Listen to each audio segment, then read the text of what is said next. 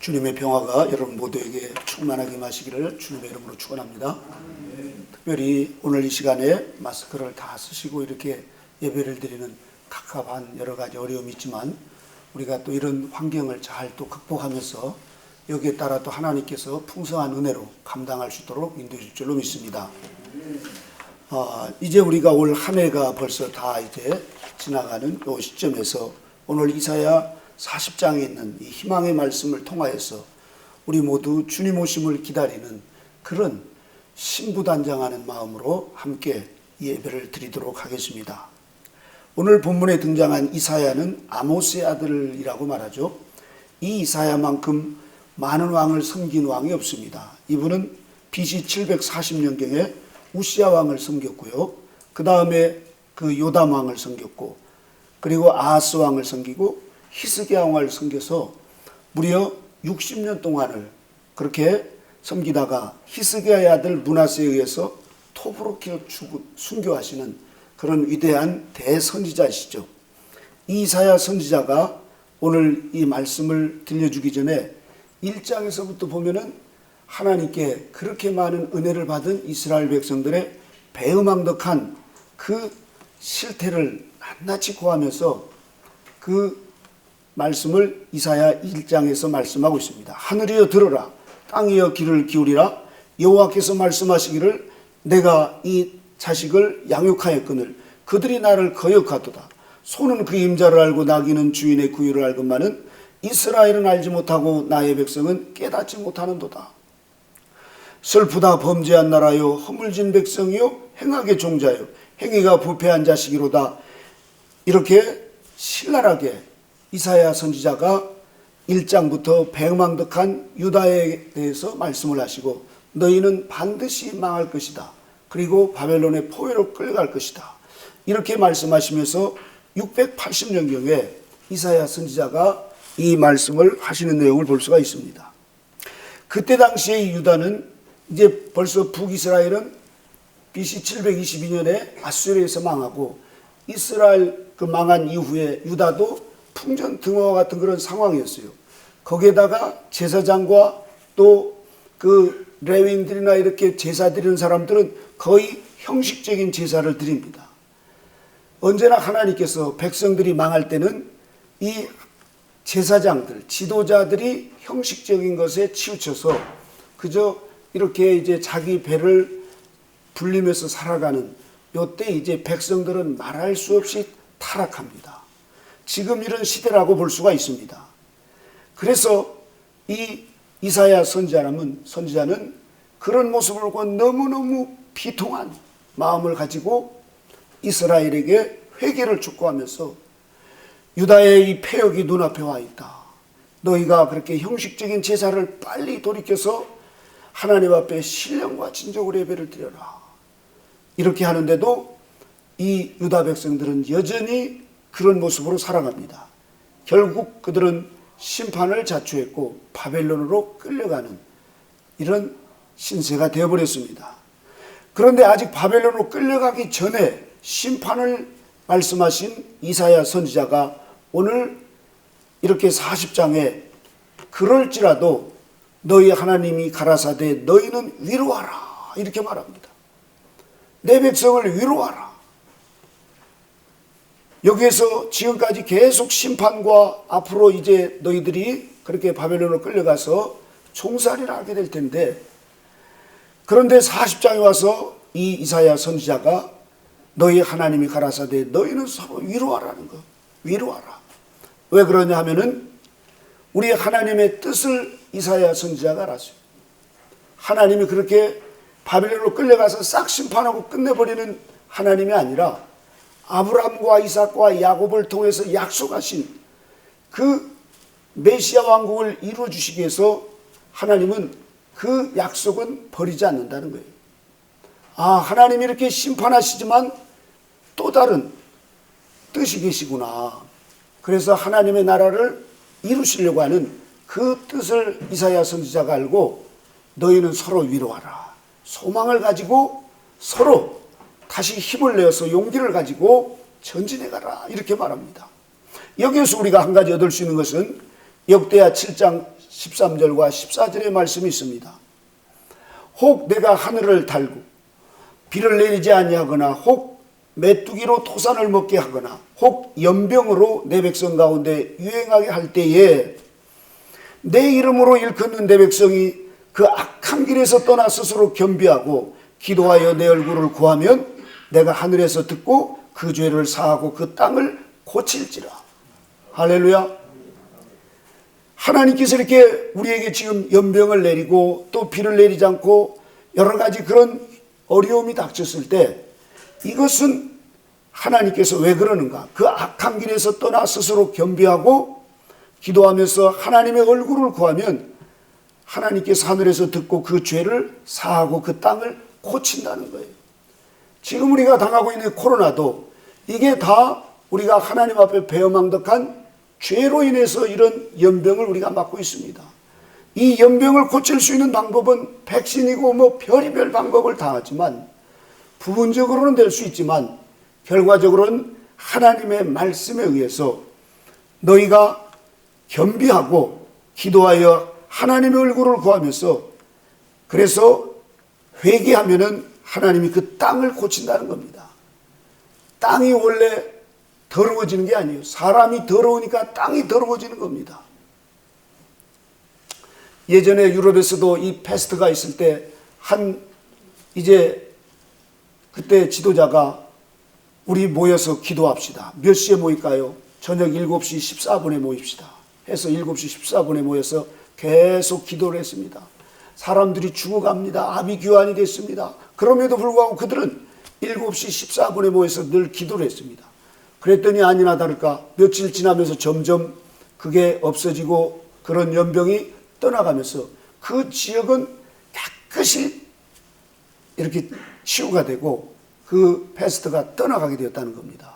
그래서 어떤 성도님이 아니 목사님 왜 7시 14분에 모이라고 했습니까?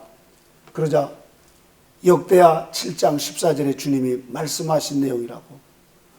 그것은 바로 곧 내 이름으로 일컫는 내 백성이 그 악한 길에서 떠나 스스로 겸비하고 기도하여 내 얼굴을 구하면 내가 하늘에서 듣고 그 죄를 사하고 그 땅을 고칠 거라는 사실입니다.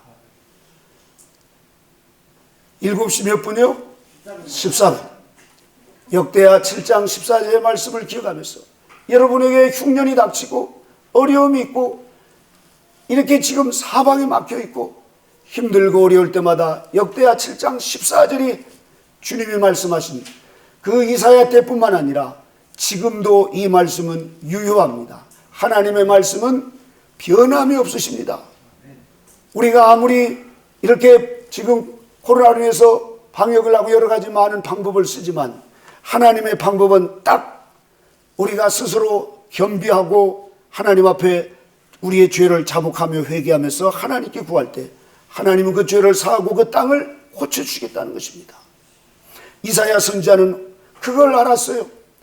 이 백성들이 아무리 패역하고 배은망덕한 삶을 살았고 앞으로 하나님이 그런 심판이 있지만 그것으로 끝내실 하나님이 아니라 하나님은 메시아를 보내셔서 메시아 왕국을 이루시겠다고 하는 그 나라를 반드시 이루시려고 이런 이제 메시지를 이사야 선지자에게 전달하는 것을 알고 그 계속 심판에 대해서 말씀하시다가 오늘 40장에 그렇게 말씀하시는 겁니다.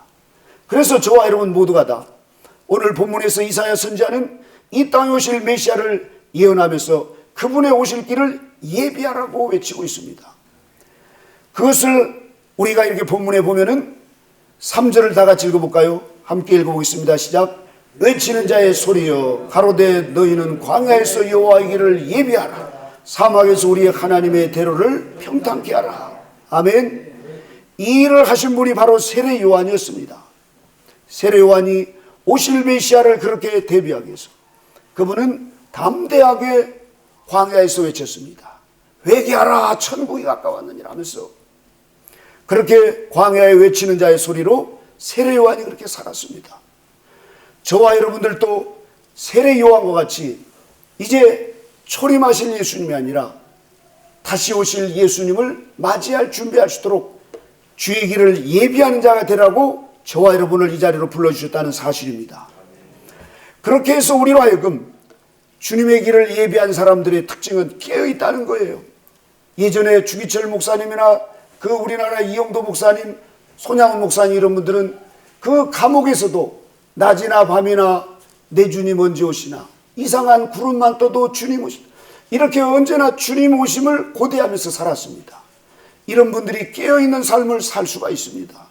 분도라부르 성인께서도 오소서 내 주여, 오소서 내 주여, 오늘 하루가 내게는 천년과 같습니다 그러면서 그 추운 눈보라를 맞으면서도 가슴을 풀어헤치고 주님 오시기를 그렇게 고대하면서 고도십니다. 주님 이렇게 하실 때 성령님께서 강력하게 역사를 하시고 그 어떤 어려움과 환경 속에서도 그것을 이겨나가더라는 것입니다.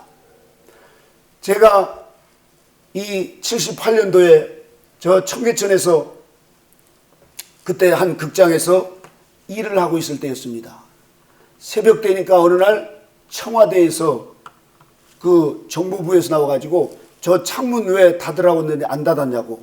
우리는 열려있는지도 몰랐는데 화장실 위에 있는 요그마한 창문인데 그걸 어떻게 알고 그걸 닫으라고 올라왔어요. 새벽에. 그래가지고 놀래가지고 말이죠. 청와대에서 왔다 그러니까 사시나무 떨듯이 뭐 잘못해가지고 왔나 싶어가지고. 대통령이 그 한 번 아침에 청계천을 그 지나가는데도 며칠 전부터 다 순찰합니다. 그래가지고 우리가 창문 열린 것도 모르는데 그 사람들은 알아요. 이렇게. 왜냐하면 혹시 거기서 뭔 나쁜 짓 할까 봐서, 대통령을 시하거나 이럴까 봐서. 그래서 대통령이 한 번 어디를 지방을 순방하거나 이럴 때 보면 얼마나 그렇게 미리미리 준비를 한지 모릅니다. 시골에서 방위 생활할 때 이 사단장이 뜬다고 그러면 며칠 전부터 그 파출소 앞으로를 비롯해서 풀이란 풀은 다 뽑고 하여튼 화장실을 몇 번 닦고 쓸고 총이 막 윤기가 나도록 닦습니다. 사단장이 와서 앉아가지고 이렇게 있고 화장실도 한 번도 안 가시더라고요. 뒤에도 안 가는데 우리 중대장님이 그렇게 그냥 바닥을 막 번질번질하게 닦게 그렇게 해가지고 잠깐 우리한테 와서 뭐 볼일 보고 식사하고 그런 게 아니라 지나가는 길에 들리겠다는데도 그렇게 준비를 하게 하시더라고요. 그렇게. 하물며 만왕의 왕이시여 만주의 주가 이제 지상에 오셔서 메시아 왕국을 이루시겠다고 하는 이 마지막 우리에게 가장 큰 희망이요 우리의 위로이신 예수 그리스도가 오신다고 하는 이것을 준비하는 자들로 저와 여러분을 부르셨다고 하면 우리 모두에게는 주님의 길을 예비하는 세례용과 같은 마음을 가지고 살아가야 될 줄로 믿습니다. 그런데 오늘 본문에 보면은 광야에서 여호와 길을 예비하라 그렇게 말씀하셨는데 이 광야는 어디입니까? 사막입니다. 사막. 하나님의 대로를 평탄케 하라고 하는데 이 뭐가 있어야죠. 광야에서. 결코 좋은 환경이 아닙니다. 한없이 넓기만 하고 그곳에 뭐 거처할 만한 곳 또 먹을 물이라든가 살 만한 곳이 아닙니다. 그곳에는 쉴 만한 그늘도 찾기 어렵고 또 일교차도 심해서 사람이 정상적으로 살기 어려운 고통스러운 환경이에요. 그러나 하나님은 그런 가운데서도 주님의 오시는 길을 예비하라고 말씀하고 있습니다. 이 말씀을 우리의 삶에 적용하면서 이제 올 한 해를 이제 마감하면서 벌써 우리가 내가 진실로 속히 오리라 하면 주 예수님 오시옵소서. 내년에 우리가 또 고도실 예수님을 대망하고 표어도 바꾸고 새로운 마음을 가지고 우리가 이제 그러면 어떻게 할 것인가? 저와 여러분들이 첫째는 지금 환경에서 우리가 이제 한 해를 뒤돌아보면서 코로나로 인해서 낙심하고 좌절하고 또 우울해하고 이렇게 자괴감에 빠져서 사는 것이 아니라 우리는 이런 절망과 낙심할 수밖에 없는 이런 환경 속에서도 이제 고도실 예수님 그리고 특별히 천년 그리스도 왕국 메시아 왕국이 이루어지는 요 때가 다가오는 이 시점을 우리가 분명히 진리를 통해서 깨달았으니 저와 여러분들이 주님 오신 길을 예비하라고 말씀하신 이 말씀을 따라서 살아가는 저와 여러분이 되시기를 주님의 이름으로 축원합니다. 이런 사람들에게는 현실만 보고 절망하거나 낙심하지 않습니다. 똑같은 환경이지만 이제 이 모든 환경을 다 새롭게 하시고 우리에게 참 행복을 주실 메시아가 오신다고 하는 이 믿음을 가진 사람들은 그런 절망 가운데서도 희망이 있고 서로 위로하고 또 약하고 절망 가운데서 울고 있는 사람들을 향해서 주님이 곧 오십니다. 주님이 곧 오시니까 주님의 오심을 우리가 기다립시다. 이러면서 소망을 주고 위로를 하면서 긍정적이고 적극적인 믿음을 가지고 살아갈 수 있다는 사실입니다. 우리는 지금 이렇게 주님의 길을 예비하도록 저와 여러분들에게 척박한 이 환경 속에서, 광야 같은 환경 속에서 우리의 삶 속에서 곧 오실 예수님을 대망하도록 했습니다. 왜 그렇습니까? 우리에게는 성경의 진리라고 하는 하나님의 난공불락의 진리뿐만 아니라 마지막 때 구원의 섭리, 오늘 이 시대에 대부분이 많은 교회들이 그리고 목회자들이 무천연설로 주장하는 쪽으로 가버렸습니다. 옛날에는 세대주의적 전천연설을 말하다가 요 근래는 가톨릭의 무천연설, 천년왕국, 메시아왕국이 어디가 있어? 이미 천년왕국이야 뭐 이렇게 얘기한 데도 있고, 그런 마지막 때 메시아왕국에 대해서 분명하게 이것을 얘기해 주지 못하니까 여러 이단들이 그래 창궐하고 믿는 그리스도인들 가운데는 대부분이 이렇게 그냥 살다가 죽으면 천당이지 하고는 마지막 때를 어떻게 대비할 줄을 모르고 그냥 살아가는 것입니다. 그러나 우리 모두에게는 이제 주님이 오실 때, 공중에 강림하실 때 처음 익은 열매를 추수하셔서 휴거되시고, 휴거된다고 착각했던 많은 사람들은 휴거돼 안 되고 대환란으로 들어가서 1300년 동안의 연단을 받으면서 저 그리스도에게 표를 받느냐 안 받느냐에 따라서 그때 신앙을 지키는 사람들은 순교할 것이고, 신앙을 지키지 못하고 끌려가는 사람들 결국은 모든 것을 다 잃어버리게 되죠.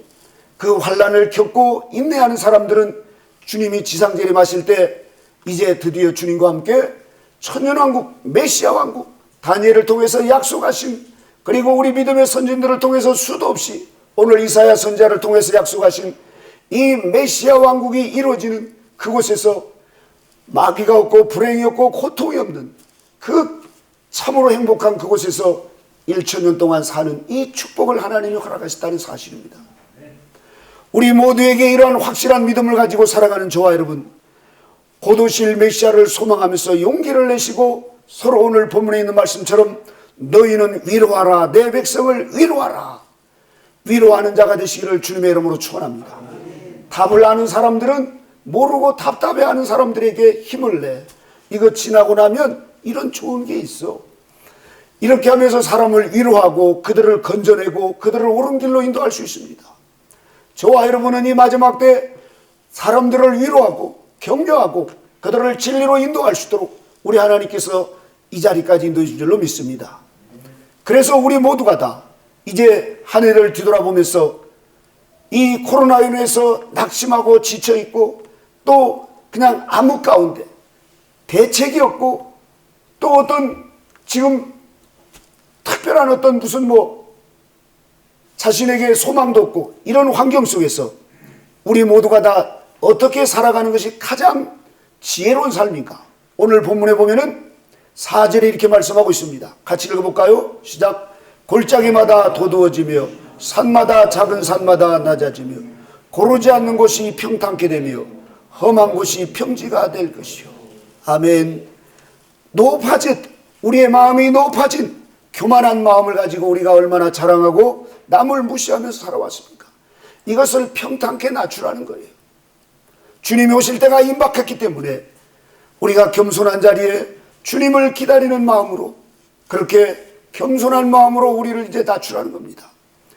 그리고 여기서 보면은 이제 또 작은 산마다 낮아지고 고르지 않는 곳이 평탄케 되며, 우리가 그동안 게으르고 나태하면서 형식적으로만 치우치면서 차지도 더럽지 않은 미지근한 신앙들, 이런 모습을 이제 우리가 떨쳐버리고 회개하고 그런 부분들을 우리가 철저하게 이제 버리고 정신을 차리고 깨어서 곧 오실 예수님을 기다리라는 것입니다.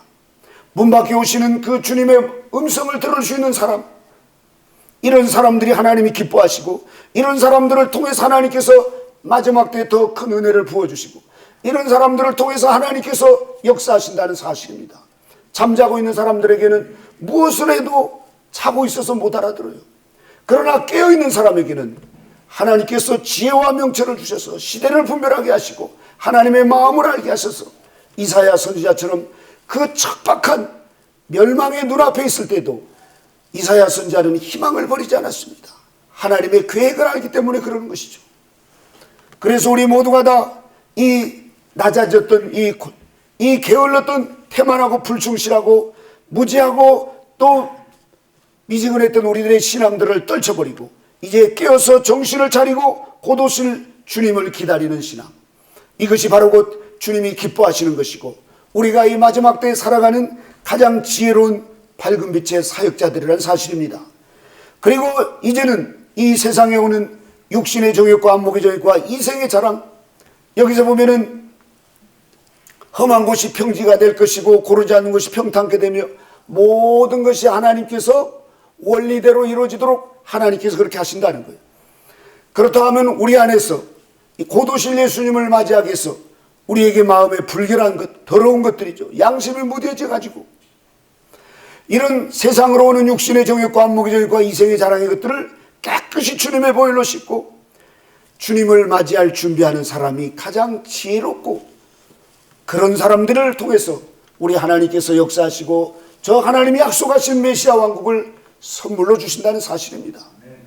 우리 모두가 다 지금 이 어려운 때에 저와 여러분들에게는 똑같이 같이 주저앉아서 낙심하고 좌절하는 사람이 아니라 이사야 선지자의 말씀처럼 이것을 깨닫고 높아진 마음을 낮추고 게으렀던 것을 떨쳐버리고 열심을 품고 우리의 더러웠던 마음들을 주님의 보혈로 철저하게 회개하면서 씻어나갈 때 우리 주님께서 그 마음에 임하시고 우리의 마음을 평탄케 해주셔서 이런 환경 속에서도 고요와 평안 가운데 그리스도의 사랑을 힘입고 살아가는 복된 삶을 살 수 있는 비결이라는 것입니다.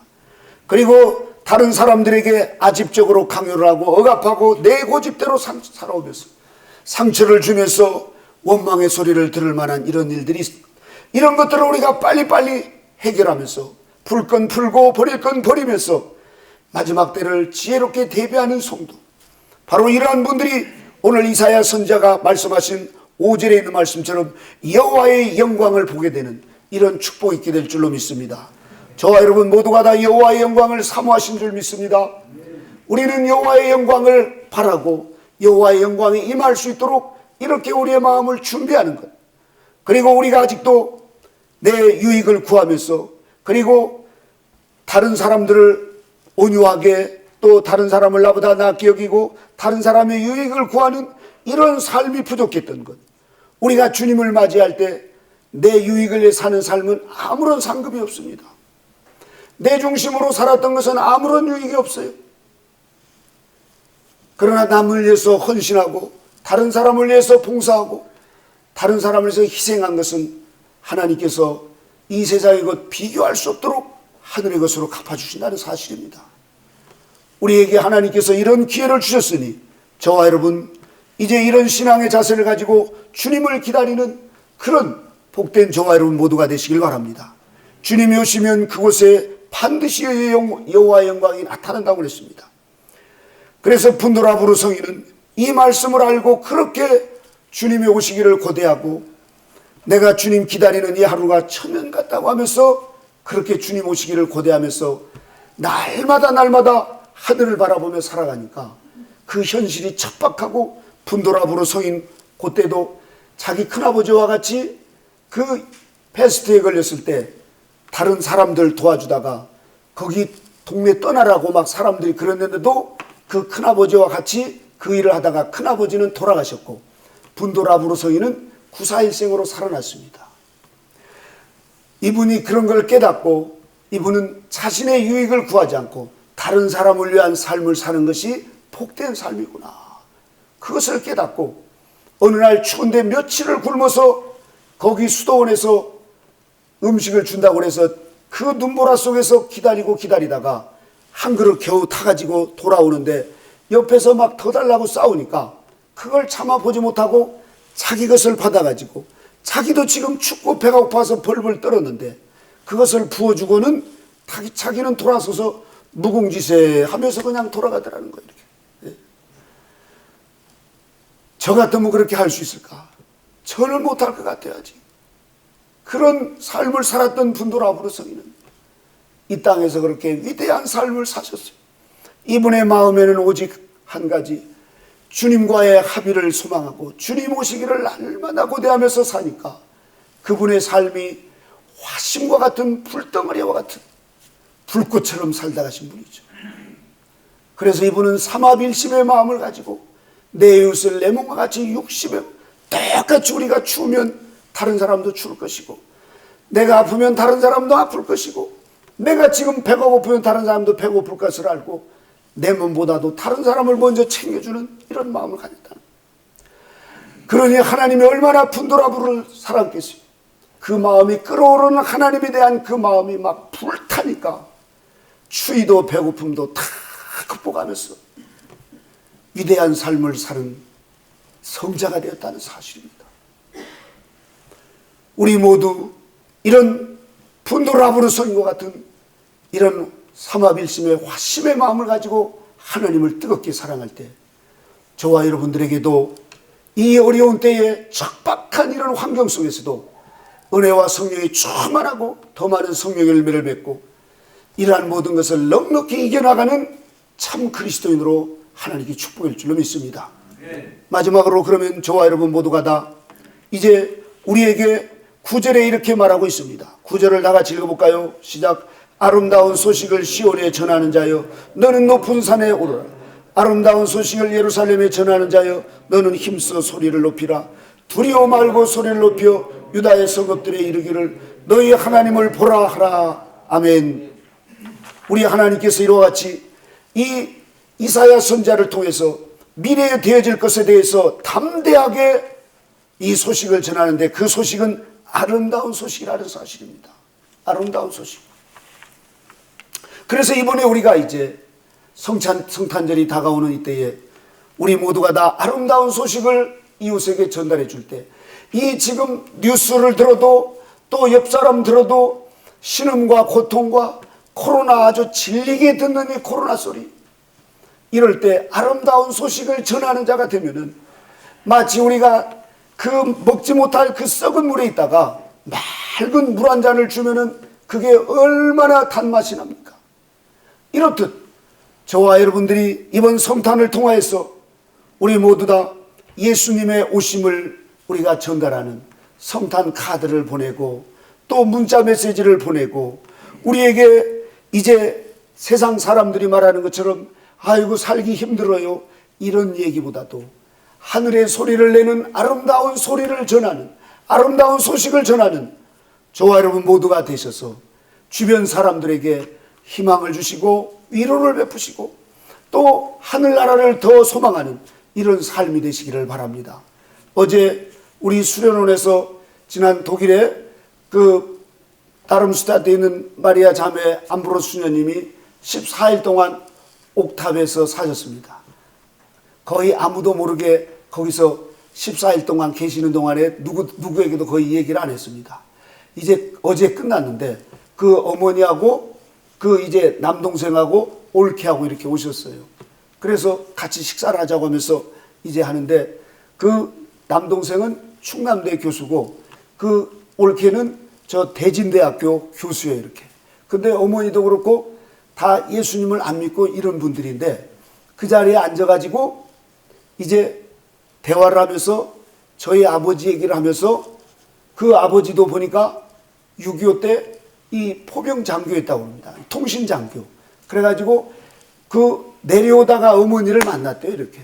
그래가지고 이제 그 결혼해서 사셨는데 이분들이 그렇게 누나는 그 수녀가 돼가지고 개신교 수녀가 돼가 그렇게 열심히 사는데 남동생은 교수고 또 올케도 그렇게 교수고 그런데 얼마나 잘 살아. 근데 하나님을 몰라요 이렇게 하는.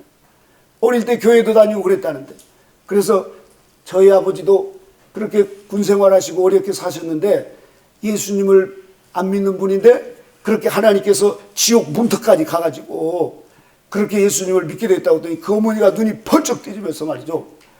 이러면서 어우 진짜냐고, 이러면서 진짜라고, 이러면서 얘기를 하면서 이제 안부로 수녀님이 식사가 끝났는데도 목사님 더 해주세요, 더 해주세요. 막 저한테 그래가지고 좋은 소식이라고 막 제가 전했어요. 그것 말고 또 목사님 그 결혼 안 하고 뭐 그 수도 생활하는 것도 해주세요.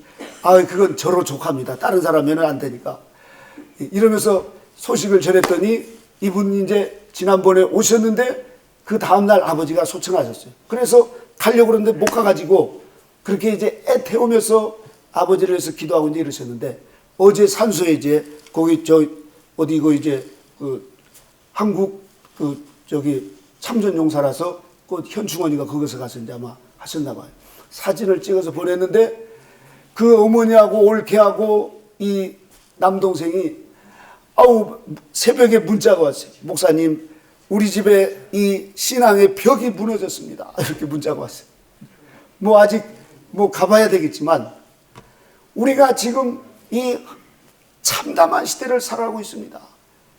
우리 교수 모임 때도 성도들이 안 나온다고 그러고 어떤다고 그러고 다 좋은 얘기가 없이 다 안 된다는 얘기에 절망이고 낙심이고 말이죠. 문 닫아야 되겠다고 그러고. 그래서 어떤 분은 올 요번 저기 12월 가기 전에 뭐 그걸 뭐 결판을 내야 된다고 그러고 이런 이 암흑의 시대에 우리에게는 이것이 다가 아니고 이 너머에 하나님의 어마어마한 크고 놀라운 그 광대한 뜻이 있다는 사실을 우리가 알고 메시아 왕국을 이루시기 위해서 반드시 이 과정은 지나가야 된다는 사실입니다. 이것은 우리가 마치 터널을 지나가는 것 같아요. 다윗은 그것을 알았어요. 내가 사막의 음침한 골짜기를 지날지라도 이 해를 두려워하지 않는 것은 주께서 나와 함께 하심이라. 이 통과 후에 하나님께서 크고 놀라운 하나님의 나라가 있다는 것을 다윗 왕은 알았어요. 그러니 여러분, 저와 여러분 모두가 다 이 마지막 때 이사야 선지자처럼 비록 심판이 눈앞에 와 있고 비록 환경은 지금 너무너무 어렵지만 그러나 그것을 뛰어넘고 그 너머에 있는 메시아 왕국을 우리가 고대하고 세례 요한처럼 광야에서 이런 어려운 환경을 왜 하나님이 모르시겠습니까? 그럼에도 불구하고 외치라는 거예요. 위로하라는 겁니다. 왜요? 하나님의 나라가 반드시 이루어지기 때문에 그렇습니다. 우리 모두 하나님의 백성으로서 하나님의 말씀을 지키고 하나님의 말씀을 선포하면서 아름다운 소식을 전했던 세례 요한과 같이 이사야 선지자처럼 이 마지막 때에 아름다운 소식을 전하면서 한 달 남는 이 한 해를 성탄 가드와 그리고 우리가 또 성탄 트리도 하고 또 열심히 다른 사람들에게 기쁨의 소식 이 복음을 전하면서 마지막 때를 가장 지혜롭게 살아가는 이사야 선지자와 같은 이 은혜가 저와 여러분 모두에게 있어지시기를 주님의 이름으로 축원합니다. 기도하겠습니다. 하나님 아버지 감사합니다. 우리는 지금 힘든 과정을 지나가고 있습니다.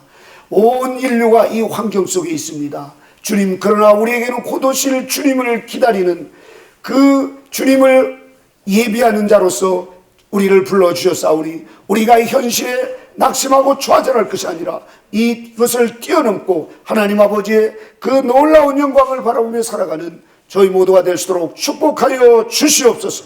우리 주 성령님께서 이 시간도 저희 모두 함께 해주심을 감사드리며 예수님의 이름으로 기도드리옵나이다. 아멘.